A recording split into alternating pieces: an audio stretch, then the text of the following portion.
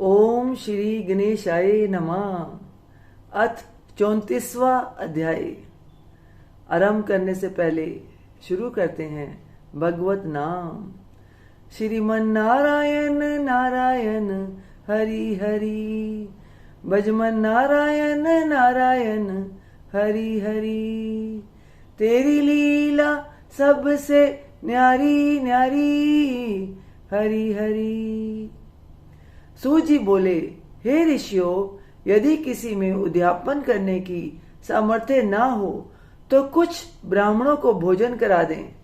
ब्राह्मण ना मिले तो गौ या पीपल अथवा वट वृक्ष का पूजन करें, क्योंकि पीपल विष्णु जी का तथा वट शिव जी का स्वरूप है।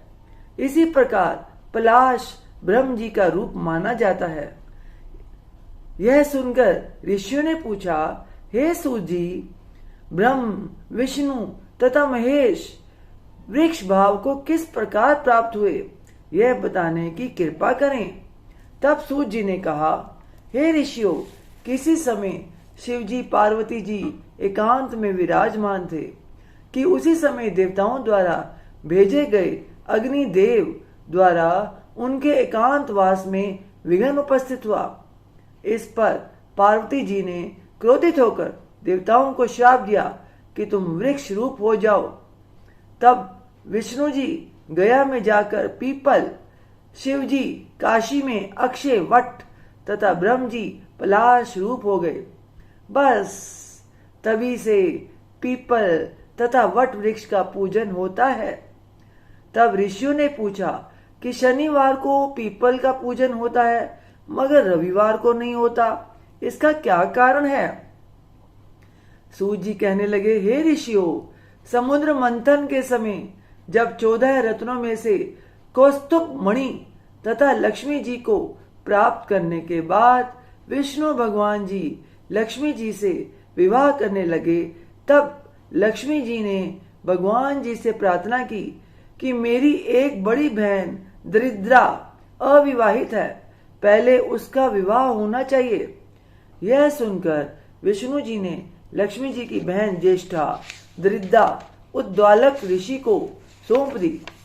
यद्यपि ज्येष्ठा का रंग काला, नेत्र लाल तथा बाल बिखरे होने के कारण कुरूपा थी, तथापि भगवान जी की आज्ञा मानकर उद्यालक ऋषि दरिद्रा को अपने आश्रम में ले आए। आश्रम में आकर दरिद्रा ने देखा कि वहां तो वेद पाठ तथा हवन हो रहा है। यह देख उसने मुनि से कहा कि मैं ऐसे स्थान में रहने के बजाय उस स्थान में रह सकती हूँ जहाँ चोरी जारी तथा ब्राह्मणों का अपमान होता हो। उसकी यह बात सुनकर उद्वालक ऋषि अत्यंत दुखी हुए और उसे वहीं छोड़ यह कहकर चले गए कि मैं तुम्हारे लिए कोई उपयुक्त स्थान देखकर आता हूँ। ऋषि के जाने के बाद कुछ देर तक दरिद्रा ने उनकी प्रतीक्षा की। इसके बाद वह रोने और चिल्लाने लगी। तब लक्ष्मी जी ने भगवान जी से कहा कि हे भगवान, ऋषि द्वारा त्याग दिए जाने के कारण बहन दरिद्रा अत्यंत दुखी हो रही है, अतएव आप जाकर पहले उसे शांत कीजिए। तब विष्णु भगवान जी लक्ष्मी जी सहित वहां आकर कहने लगे कि तुम पीपल में निवास करो। पीपल हमारा ही अंश है।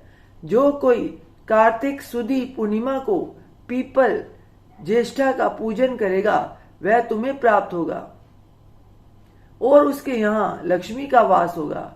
जो शनिवार को सूत लपेट कर तुम्हारा पूजन करेगा उसके समस्त मनोरथ सिद्ध होंगे, परंतु रविवार को जो तुम्हारा स्पर्श भी करेगा वह दरिद्री हो जाएगा।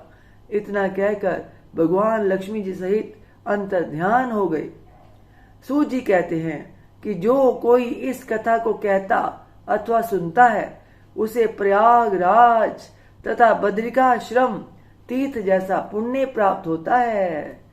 इति 34वां अध्याय। ओम तत्सत। श्रीमन नारायण नारायण हरि हरि, भजमन नारायण नारायण हरी हरी तेरी लीला सबसे न्यारी न्यारी, हरी हरी। ओम नमो भगवते वासुदेवाय, ओम नमो भगवते वासुदेवाय, ओम नमो भगवते वासुदेवाय।